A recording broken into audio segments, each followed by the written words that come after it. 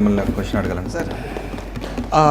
ఉమ్మడి ఆంధ్రప్రదేశ్కు 2 సార్లు సీఎంగా ఎన్నికైన వైఎస్ రాజశేఖర రెడ్డి ఎవరో తెలియని అమాయకుడిని పట్టుకొని జగన్మోహన్ రెడ్డి అంటే మిమ్మల్ని క్రియేటివ్ డైరెక్టర్ అని చెప్పేసి ఒక కారణంతో జగన్మోహన్ రెడ్డి మీకు డబ్బులు ఇచ్చి మరి ఆపోజిషన్ పార్టీ అయిన టీడీపీని టార్గెట్ చేస్తూ మీరు అట్లా వ్యంగ్యంగా ట్వీట్లు పెట్టడం కానీ ఆ విధంగా మీరు సినిమాలు తీయడం కానీ ప్రేరేపించాడు. ఎంత డబ్బు ఇచ్చాడు?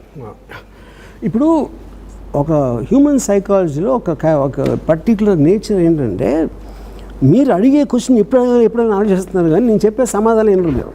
దీనికి 20 సార్లు చెప్పారు ఈ సమాధానం దీని మీద. డబ్బు గురించి నాకు ఎంత డబ్బు ఇచ్చారంటే నేను ఒకసారి కనుక్కోలే, 25 కోట్ల 50 కోట్ల ఇచ్చారు. అవును. తర్వాత జగన్మోహన్ రెడ్డి గారు పర్సనల్గా 2 బ్యాగులు తీసుకొచ్చి నాకు ఇచ్చారు. అది ఓకేనా మీకు? ఓకే. సో ఇప్పుడు మీరు డెన్లోనే ఉండబోతున్నారు. డెన్లోనే ఎందుకుంటానండి? నేను చెప్తున్నాను కదా, ఇప్పుడు నేను లైవ్ టీవీలోకి వచ్చాను. ఎందుకని మీకు కావాల్సింది? నేను హైదరాబాద్, నేను డెన్లో ఉంటానా, బయట ఏదో పని మీద వెళ్తానా, లేకపోతే సినిమాకి వెళ్తానా? అది అందుకు మళ్ళీ ఇంకొకసారి ఎంఫసైజ్ చేస్తాను. పోలీసులు ఇంతవరకు నేను అరెస్ట్ చేస్తానని చెప్పలా. కరెక్ట్. అరెస్ట్ వారెంట్ ఉందని చెప్పలేదు.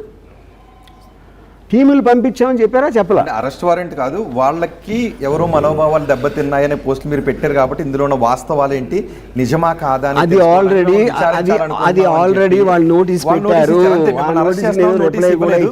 ఎగ్జాక్ట్లీ మిమ్మల్ని అరెస్ట్ చేస్తున్నాం నోటీస్ ఇవ్వలేరు కూడా. ఇప్పుడు ఒకవేళ మీరు కంటిన్యూస్ గా స్కిప్ చేసుకుంటూ వెళితే దాన్ని వాళ్ళు ప్రొసీడ్ అయ్యే అవకాశం. మొదటి 5 నిమిషాలు అదే కదండి చెప్పింది. దాన్ని మళ్ళీ నేను ఒకసారి ప్రేక్షకుల కోసం చెప్పాను.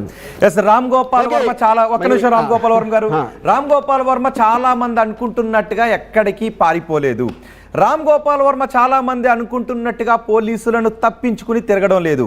రామ్ గోపాల్ వర్మ చాలా మంది ఆనందపడుతున్నట్లుగా రామ్ గోపాల్ వర్మను పోలీసులు కాలర్ పట్టుకుని ఈడ్చుకుని వెళ్ళిపోలేదు. ఎందుకంటే రామ్ గోపాల్ వర్మ మీ ముందు మన ముందు ఆర్టీవీ స్టూడియోలో లైవ్గా ఉన్నారు.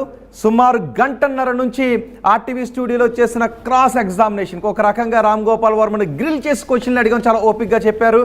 నేను లాని ఫాలో అయ్యే వ్యక్తిని, లా మీద నమ్మకం ఉన్న వ్యక్తిని, కానీ ఇక్కడ చట్టాల్లో కొన్ని అనుమానాలు ఉన్నాయి. కొన్ని చోట్ల డిఫరెంట్ పోలీస్ స్టేషన్స్లో కేసులు నమోదు కావడం వెనుక ఏదో జరుగుతోందనే అనుమానం వ్యక్తమవుతోంది. కానీ నేను లాని తప్పించుకుని